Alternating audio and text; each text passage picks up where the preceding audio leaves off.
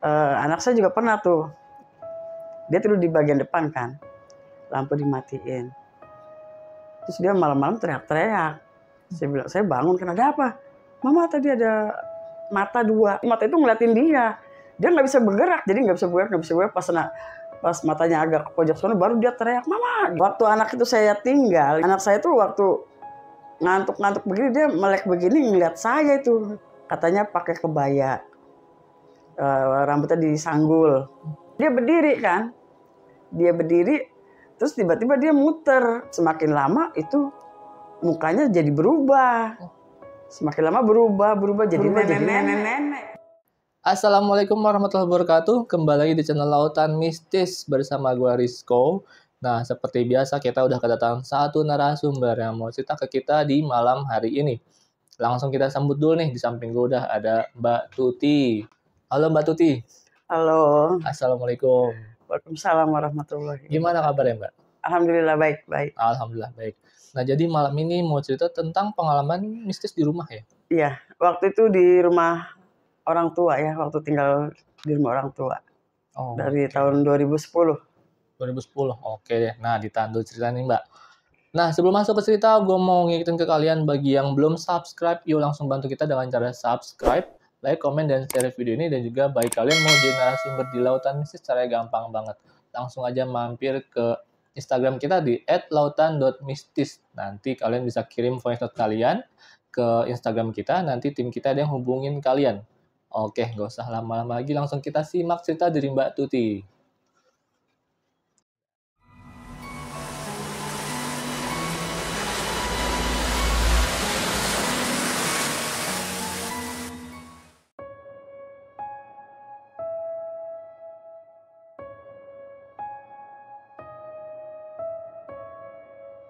Ya, waktu itu tahun 2010 ya. Saya waktu itu tinggal sama orang tua. Kebetulan saya tempatnya paling di belakang. Bagian tengah tapi paling belakang. Sebelah kiri adik, sebelah kanan kakak. Sebelah kanan saya itu rumah itu, kamar itu memang nggak pernah ditempatin. Katanya sih serem gitu ya. Nah, jadi saya mau nggak mau, karena itu yang kosong, mau nggak mau jadi saya nempatin di situ.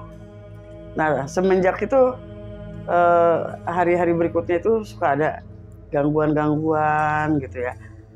Suka ada kayak suara-suara lah, kayak suara orang lagi ngobrol gitu segala macam. Nah, waktu itu kan pernah suatu hari itu saya kan lagi baru pulang kerja terus adik saya kasih tahu nih. Kata adik saya, "Kemarin kebanjiran," katanya. "Gue mau masuk rumah lu, kamar lu nggak bisa dikunci." Jadi memang dikunci itu kamar. Jadi pas begitu pintu saya buka, itu waktu itu kebetulan hari Kamis sore jam 4. Semenjak itu saya beres-beres tuh. Kan di sebelah di depan kamar itu ada sumur ya. Saya ambil air sumur tuh banyak. Saya siramin dari dapur ke tengah sampai ke depan. Saya siramin tanpa baca-baca, tanpa permisi. Karena memang itu udah lembab, ya udah kotor, bekas banjir. Saya kerjain segala macam. Pas selesainya itu jam 1 malam. Jam 1 malam. Begitu jam 1 malam tuh, saya pikir udah kelar semua nih, udah bersih. Tinggal tidur. Nah, waktu itu saya tidur tengkurap ya, namanya capek gitu, tengkurap dalam keadaan begini ya, tengkurap. Di sebelah kanan saya ada anak saya tuh, yang cowok. Kira-kira waktu itu umurnya 5 tahun ya, yang cowok.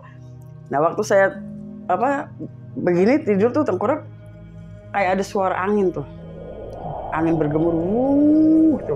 Pokoknya suaranya kayak angin tuh kenceng banget. Nah, di saat itu saya ngerasain tuh badan itu udah kayak kapas, nggak bisa bergerak sama sekali. Jari tangan pun nggak bisa digerakin. Jadi benar-benar lemes. Cuma hati aja yang ngomong gitu ya, "Kok ini ada apa, kok lemas?" Nah, saya ingat kata adik saya. Adik saya kan agak ngerti gitu ya, ngerti juga. Kata adik saya, kalau mau masuk ke alam gaib, bunyi suara dulu tuh, kayak gemuruh apa. Nah, nanti kita bisa lihat yang gaib-gaib yang nggak pernah kita lihat gitu kan. Saya ingat adik saya ngomong ke situ. Adik saya nggak berani melek. Saya merem, tapi dalam hati nih baca doa gitu ya, sekenanya aja lah, sebisanya gitu. Saya baca doa. Nah saya juga inget tuh, kata adik saya bilang gini, jangan dipaksain. Katanya kalau dipaksain nanti tambah lemes. Akhirnya saya pasrah kan, saya bilang ya Allah, saya pasrah, lindungi saya begini. Udah saya doa lah sebisanya. Gak lama bunyi lagi tuh, seperti angin tuh. Bunyi seperti angin, lama-lama tangan saya bisa bergerak. Lama-lama semua bergerak kan. Loh, saya bisa bergerak. Langsung saya melek kanan kiri gitu ya. Nah, terus badan saya tuh merinding lagi. Ini merindingnya nggak wajar, merindingnya terus-terusan. Jadi kan lemes. Akhirnya saya panggil kakak saya di dalam kamar itu, saya teriak panggil kakak saya kan. Waktu itu kan kakak saya di sebelah.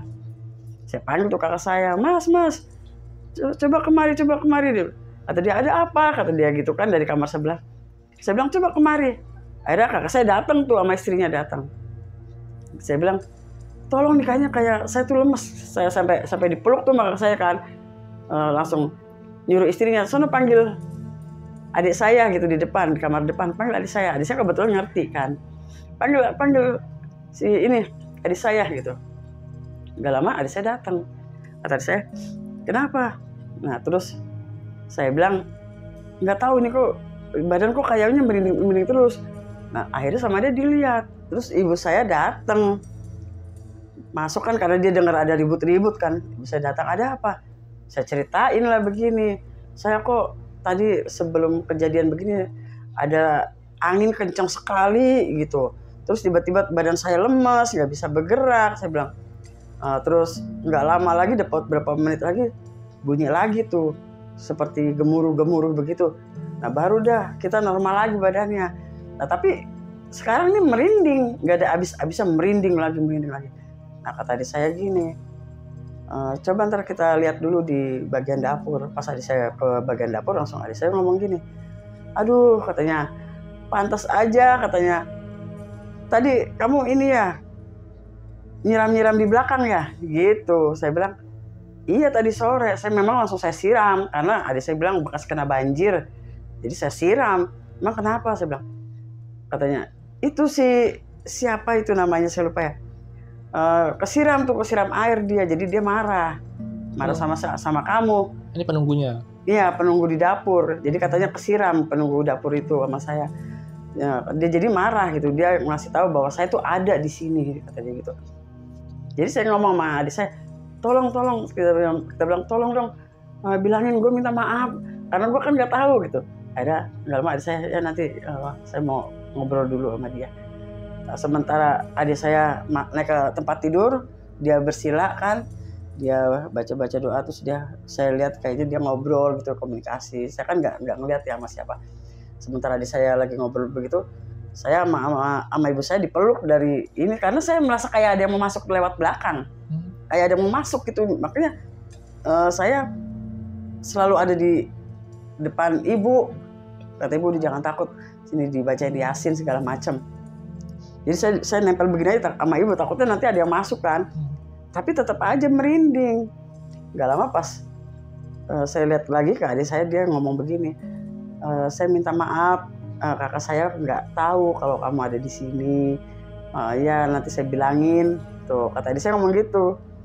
Akhirnya pas dia udah selesai baru dia ngomong sama saya, tadi situ katanya si nyiram di bagian belakang itu dia kena. Saya bilang, saya nggak tahu kan, namanya makhluk halus kan kita nggak bisa lihat. Saya bilang gitu kan. Iya makanya lain kali ini numpang lah, permisi. Iya. Nah setelah itu saya dikasih air putih sama adek, didoain, disuruh minum. Nah semenjak itu langsung tenang, tapi masih ada rasa takut gitu.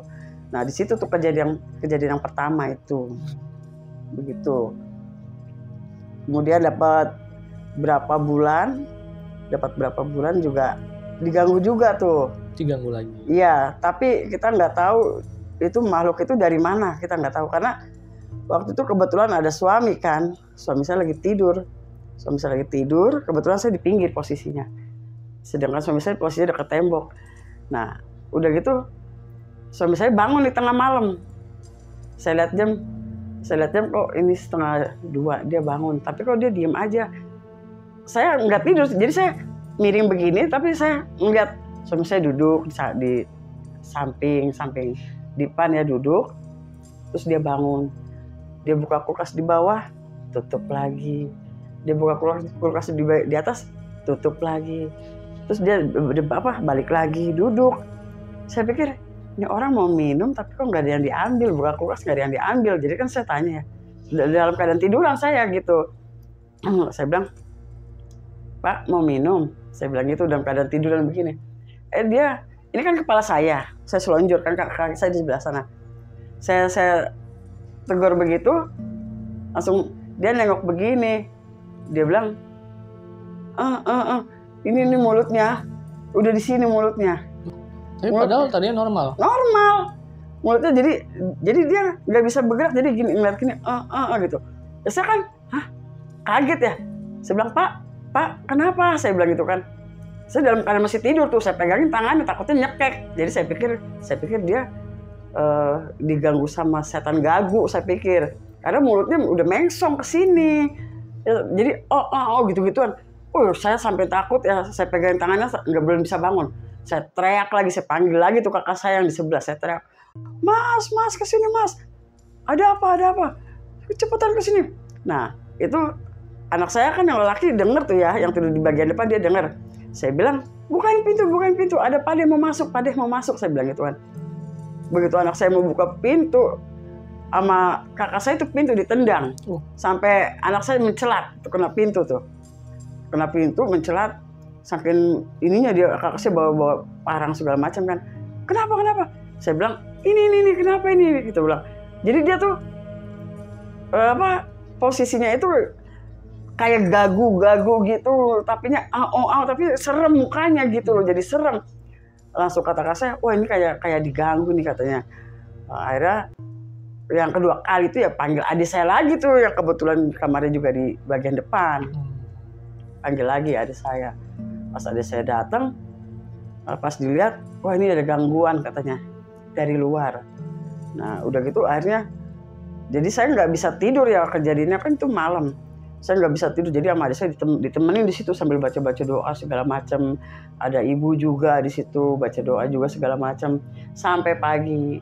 Nah pas pagi sama adik saya, nanti kamu ke pasar beli ini dijadikan satu, dikasih air, nanti didoakan, nanti dibalurin ke semua badan, jangan sampai kering.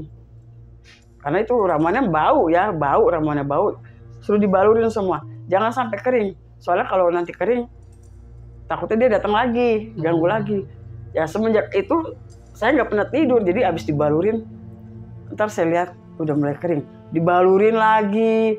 Bisa sampai nggak bisa jalan, nggak bisa ngomong, nggak bisa bangun, susah, jadi kayak anak bayi. Jadi kayak mungkin kalau di rumah sakit kayak kena stroke gitu. Kayak lumpuh gitu ya? Kayak kena stroke.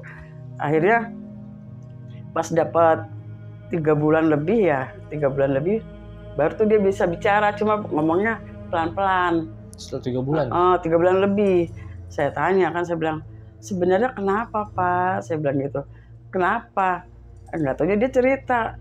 Waktu dia tidur didatengin 2 orang, laki-laki.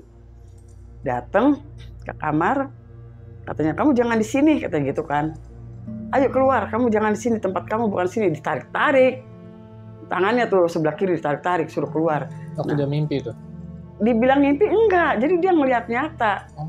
Ditarik-tarik tangannya, akhirnya dia ditarik begini sama 2 orang itu, tangan kiri ya, 2 orang yang narik. Langsung dia keluar dari badannya katanya. Keluar dari badannya, dia ngelihat lagi tidur. Dia ngeliat saya, dia juga ngeliat dia juga lagi tidur. Langsung dia lewat samping rumah, ditarik. Mau dibawa kemana nggak tahu ya. Sampai di depan jalan kan ada tiang listrik tuh. Dia langsung pegangan tiang listrik tuh. Tarik sono, tarik sini, jadi tarik-tarikan kan. Udah gitu tarik-tarikan, akhirnya suami saya tuh dia paksain diri biar lepas gitu. Karena dia pegangannya lebih kuat lagi kan, pakai tiang listrik pegangannya. Akhirnya lepas terus dia sempat ngancam kan, awas ya, gue tunggu di perapatan, katanya gitu. Kata 2 cowok ini. Yang kata 2 cowok ini. Akhirnya suami saya tuh masuk lagi tuh ke belakang, ke kamar saya. kamar, dia lihat katanya badannya lagi tidur. Nah, dia baru masuk lagi ke badan situ. Nah itu kejadian pas bangun dia begitu, dia katanya aus, namanya habis tarik-tarikan kali ya, capek, aus.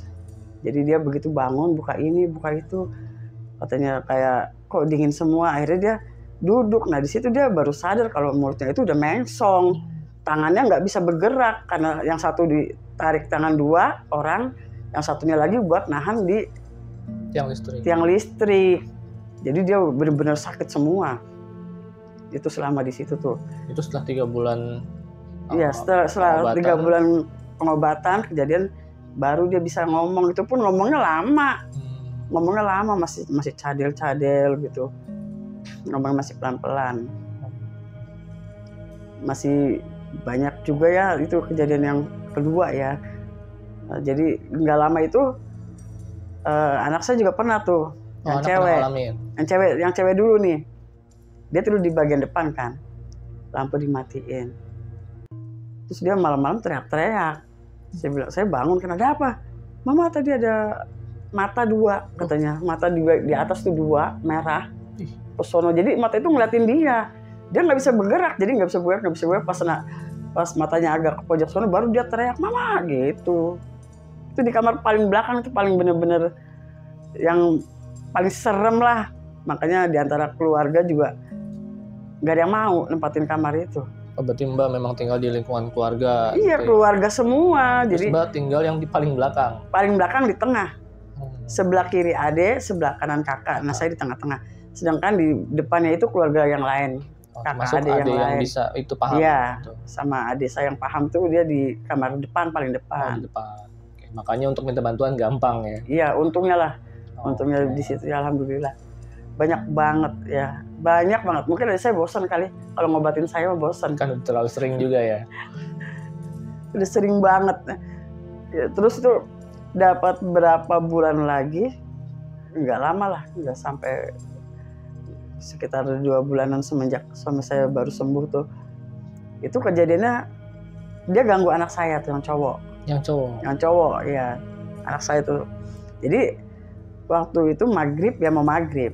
Anak saya tuh sambil nonton TV, tapi dia kayak mau tidur. Posisi kepalanya dia kan di depan begini nih, selonjoran gitu. Terus saya bilang gini, jangan tidur ya, mau maghrib. Jangan tidur Pak Mali, saya bilang gitu. Tapi namanya anak-anak sekarang kan susah diomongin kan. Terus, alah, katanya takut apa sih, dia bilang gitu. Akhirnya, ya udah kalau nggak mau diomongin mah, saya bilang gitu kan. Jangan tidur kalau mau maghrib, dengar nggak? Iya, kata dia gitu. Nggak lama ya udah, mama mau ke sebelah dulu ke adik mama. Adik saya tuh main sambil ngobrol cerita-cerita yang lucu-lucu. Terus saya di kamar sebelah, di kamar adik. Nah, waktu anak itu saya tinggal, ini pengakuan anak saya ya. Anak saya tuh waktu ngantuk-ngantuk begini, dia melek begini ngeliat saya itu. Dia ngeliat saya di posisinya di depannya dia. Katanya pakai kebaya. Rambutnya disanggul. Dalam hati anak saya ngomong gini, kok mama dandannya kayak begini, dia bilang gitu ya. Tumben. Kok mama dandannya kayak begini. Terus kata dia, mama mau pergi ya? Terus cewek itu diem aja, nggak jawab. Nah, terus kata anak saya ngomong gini, Mak kalau mau pergi minta uang dulu Mak, buat jajan, gitu kan. Nah, terus cewek itu dia menghadap ke sana, terus dia duduk di pinggir dipan, posisinya di kaki anak saya. Dia duduk, ngebelakangin anak saya. Terus anak saya ngomong gini, mana Mak uangnya Mak, kalau mau pergi minta uang. Akhirnya dikasih tuh lewat sebelah kanan. Ngasihnya juga dia nggak mau ngeliat. Begini, ngasih ke belakang gitu loh. Sama anak saya diambil. Kok cuma 1.000 uang kertas? Kok cuma 1.000? Uangnya jelek lagi, dia bilang gitu kan. Uangnya jelek lagi. Tukar gitu. Nggak mau gitu. Akhirnya diambil lagi tuh, tapi ngambil sebelah kanan begini. Oh, ya. Tadi ngasihnya berarti sebelah kiri. Ngasihnya sebelah kiri. Terus dia ngambilnya sebelah kanan begini, tapi posisi muka ke sana. Nggak mau kasih lihat. Akhirnya kata anak saya, cepetan Mak, mana duitnya gitu kan. Akhirnya dia berdiri kan. Dia berdiri, Terus tiba-tiba dia muter. Kalau manusia biasa kan muternya gitu ya, pakai kaki gitu. Tapi itu muternya kayak set gitu. Kayak ngambang gitu. Iya, jadi kayak muter begitu aja gitu. Jadi anak saya lagi nungguin mau dikasih duit gitu. Pas ngeliat begitu, kata anak saya, lah, langsung dia dalam hati gini, wah, bukan mama nih, dia bilang gitu kan. Nah, semakin lama itu mukanya jadi berubah. Semakin lama berubah jadi nenek-nenek katanya. Jadi nenek-nenek. Di saat anak saya bengong, nggak bisa apa-apa, nggak bisa ngomong, dia mau teriak katanya susah. Kayak ada yang nyangkut di sini. Nah, anak saya dengar, saya lagi ketawa. Saya kan lagi cerita di kamar sebelah sama adik. Saya lagi ketawa-ketawa. Anak saya ngomong gini, loh itu kok suara mama. Baru dia bisa teriak, mama gitu. Dia teriak-teriak. Akhirnya saya bilang, kenapa nih anak ketumben teriak-teriak? Saya bilang, saya datengin tuh, saya buru-buru. Ada apa sih teriak-teriak? Baru dia ngomong, mama, tadi ada perempuan di sini katanya gitu. Mukanya kayak mama. Dia pakai baju kebaya, pakai baju kayak apa gitu, pakai sanggul. Tadi di sini barusan katanya. Saya bilang orang gak ada siapa-siapa, saya bilang gitu kan. Tadi di sini barusan. Langsung saya bilang, makanya jangan tidur sore-sore. Ya begini akibatnya. Semenjak itu dia takut sendirian kalau mau tidur sore-sore nggak berani. Itu ketika dia teriak langsung hilang wujudnya? Hilang. Waktu masih dia berdiri dia nggak bisa teriak. Dia nggak bisa teriak. Pas dia dengar suara saya lagi ketawa, baru dia manggil mama gitu. Baru dia hilang. Tuh serem sekali tuh. Itu yang cowok ya, yang sekali. Nah yang kedua kali dia juga. Oh dia juga. Posisinya di situ juga, di tempat tidur juga, di kamar juga. Gimana tuh? Nah waktu itu dia lagi tidur-tiduran begini, lagi santai-santai begini kan. Nah, dia ngeliat cewek keluar dari dinding. Ini kejadiannya sore juga? Itu mungkin agak malam kali ya. Kayaknya agak malam. Agak malam. Cewek keluar dari dinding. Berhenti di depan muka dia. Nah, anak saya tuh ngeliat, ceweknya cakep katanya. Ceweknya cakep. Jadi anak saya ketawa gitu. Nah, cewek itu gak ketawa. Balik lagi ke sana, tembus ke dinding. Terus yang pas dia udah masuk ke tembok ya, balik lagi tuh cewek, balik lagi, berhenti di tengah-tengah dia lagi, nengok lagi, senyum lagi. Nah anak saya juga senyum gini gitu, kayak terhipnotis gitu loh, nggak sadar. Masuk lagi tuh, masuk ke tembok, tembus. Nah baru ada anak saya ngomong gini, loh itu cewek mana ya? Kok bolak-balik, tembus sono tembus sini? Oh langsung dia nggak banyak ngomong lagi, langsung lari ngacir nyari saya. Mama, tadi ada perempuan gini. Aduh gimana sih? Jadi saya tuh nggak, kalau saya pribadi nggak pernah ngeliat langsung ya. Cuma yang ngeliat ya anak saya itu, anak saya yang perempuan yang ngeliat mata merah. Yang kedua anak saya laki-laki itu juga sama 2 kali sampai diganggu. Terus suami saya juga pernah diganggu. Begitu, jadi sering banget gitu tuh di kamar itu tuh. Berarti rata semuanya pernah keganggu? Semuanya, termasuk saya juga tuh pernah. Adik saya pun yang di sebelah juga diganggu, pernah begitu. Gimana tuh? Waktu itu adik saya waktu jam, itu masih siang ya, masih jam 3 sore. Dia lagi nyuci di sumur. Sumurnya itu kan, jadi kamar saya itu, kalau lihat di jendela itu kan langsung ke sumur ya, kelihatan sumurnya. Ceritanya waktu itu saya lagi di depan rumah. Kebetulan ada musola kecil ya. Jadi saya lagi di depan duduk pakai daster di situ. Ngobrol sama ibu saya tuh di musola keluarga ya di depan. Nah, terus adik saya lagi nyuci tuh di sumur. Nengok dia ke kamar saya. Nah, dari depan itu dia ngeliat ke jendela, dia katanya ngeliat saya. Ngeliat saya, tapi dia menghadap ke belakang sana. Saya udah dalam pakai celana lepis, terus saya pakai jaket. Nah adik saya negur dong, kata dia, lu mau kemana lo? Katanya dia gitu kan. Tuti lu mau kemana? Katanya. Tapi yang ditegur itu nggak jawab. Dia nggak jawab, dia langsung masuk ke kamar. Nah, masuk ke kamar kan. Nah adik saya penasaran, ini kok orang ditegur segitu kencengnya kok nggak jawab. Gue panggil namanya juga nggak jawab. Cuciannya akhirnya lagi bilasin cucian, ditinggal sama dia. Penasaran gua, kata dia saya gitu. Nah, akhirnya dia ke kamar saya, kan pintu tertutup ya, sama dia dibuka, dia panggil kan, Tuti, dia bilang gitu kan. Gak ada jawaban. Dia buka dari kamar depan, gak ada saya. Kamar tidur saya sepi, sampai ke dapur sepi. Nah dia keluar lagi, nah langsung dia ngomong gini, perasaan gak ada yang keluar dari sini. Kok si Tuti gak ada, kata dia saya gitu. Langsung, jangan-jangan ke depan lagi. Akhirnya ditutup tuh pintunya sama adik saya. Adik saya langsung lari cari saya ke depan. Kata adik saya gini, loh kalau ada di sini, kata dia gitu kan. Saya bilang, kenapa? Emang ada apa? Lah, lu bukannya tadi mau pergi pakai celana lepis, pakai jaket lepis, kenapa lu pakai daster? Saya bilang, kapan saya mau pergi, kapan saya pakai jaket, saya bilang gitu kan. Tadi barusan gue lihat, katanya gitu. Demi Allah, mata gue nggak buta, katanya, gue bener-bener lihat, sumpah, sampai gue tegur, lu diem aja, katanya. Saya kan nggak ngerasa kan, saya bilang, gue tuh nggak ngerasa, siapa yang mau pergi, saya bilang. Buktinya masih pakai daster begini. Waduh, terus siapa dong yang gue tegur tadi, kata dia gitu. Siapa dong yang tadi gue tanyain? Saya bilang, mana tahu. Aduh, di situ ada saya langsung, bener-bener itu kamar lu tempatnya setan, kata sampai ngomong begitu. Berarti angker banget. Bukan angker-angker lagi, banyak godaan, suara-suara segala macam. Atau pocong juga sering, bayangannya cuma ya, bayangannya doang. Jadi kalau saya tidur kan lampu dimatikan. Di depan saya itu kan ada lampu tuh, depan kamar tuh ada lampu terang, jadi nggak dimatikan. Jadi kalau ada orang lewat situ, bayangannya kelihatan. Ya biasanya kan keponakan saya pada lewat, kan saya tahu nih bayangan si A, si B.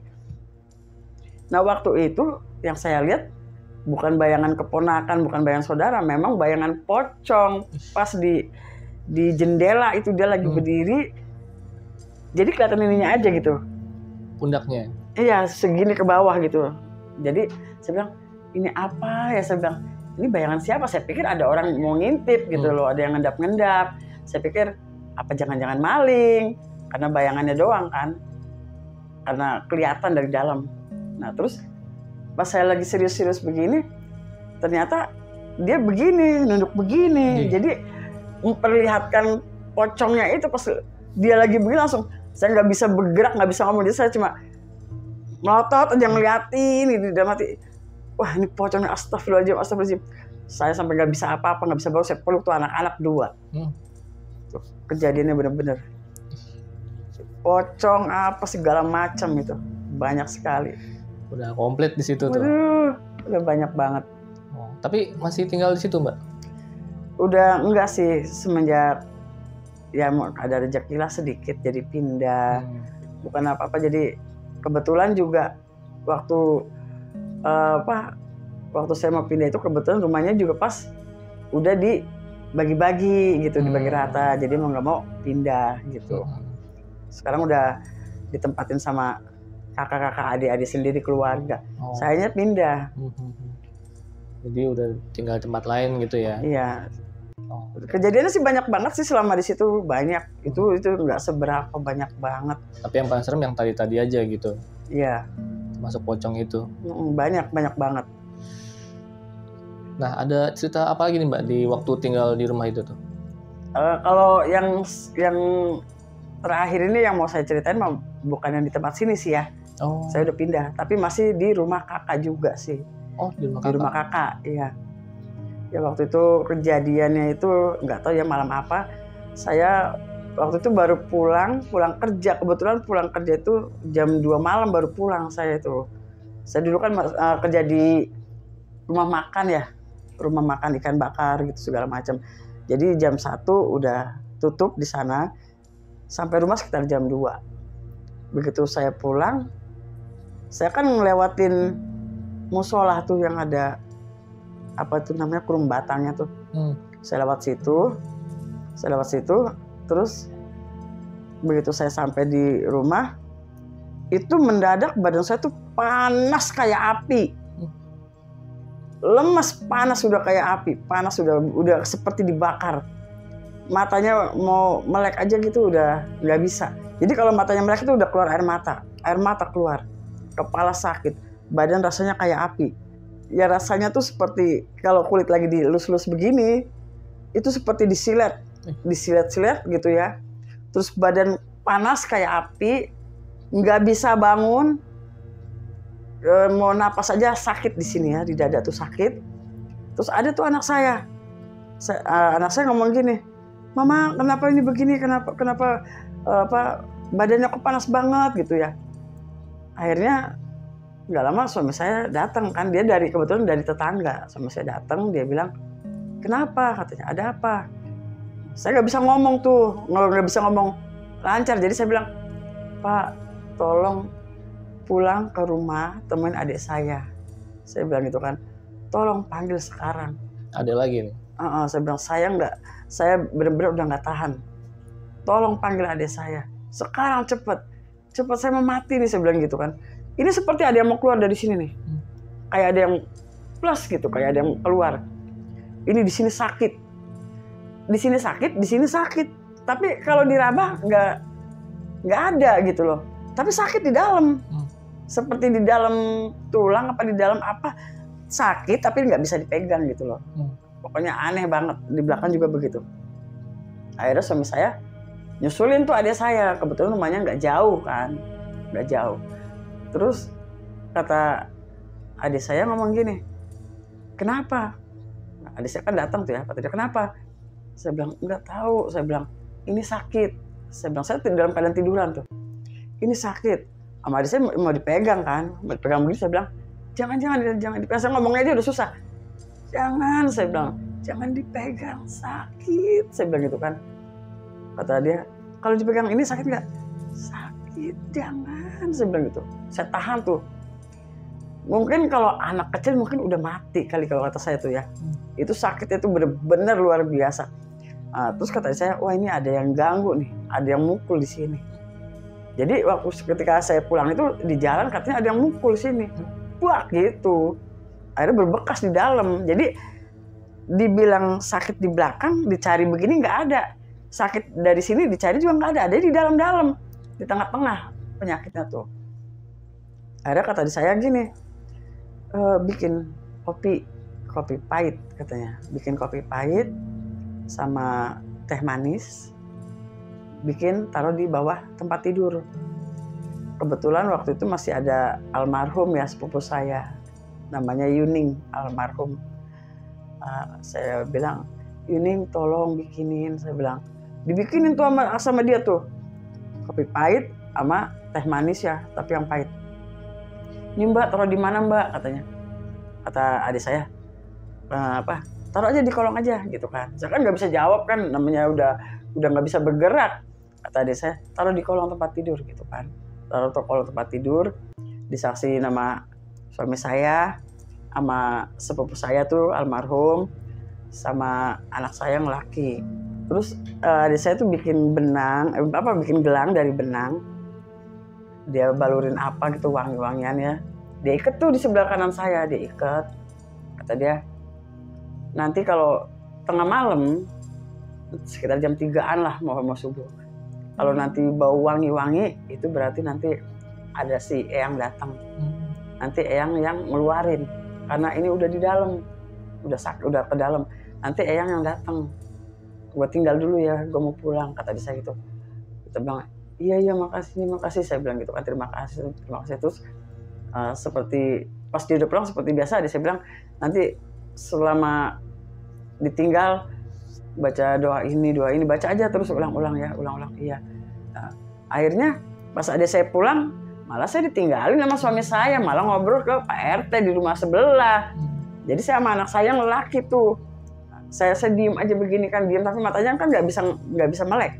Kalau saya paksain melek keluar air mata. Akhirnya anak saya ngomong, dia doakan, dia bilang, saya ingat tuh anak saya bilang, "Ya Allah, jangan mamaku jangan sampai mati ya Allah." Itu anak saya tuh dulu lagi kecil, lucu. Dia bilang, "Mama saya jangan sampai mati ya Allah, kalau mama aku mati aku sama siapa ya Allah, mamaku biar hidup, biar sehat." Saya ingat tuh saya nangis, air mata saya ngalir sini, tapi saya nggak bisa apa-apa, diem. Akhirnya pas saya tengok begini, anak saya udah tidur kan. Jadi kalau saya batuk di sini kayak ditusuk. Jadi kalau batuk tuh gitu. Sakit di sini, sakit yang minta ampun. Mau batuk lagi, saya begini lagi. Saya bilang, udah mati, ya Allah kok jadi begini tadi nggak apa-apa. Akhirnya anak saya tidur tuh, nggak lama saya sambil baca-baca gitu ya. Sambil baca-baca doa segala macam. Nah bau wangi tuh, bau wangi banget lah. Bau wangi, saya ingat kan, saya pikir mungkin ini si Eyang.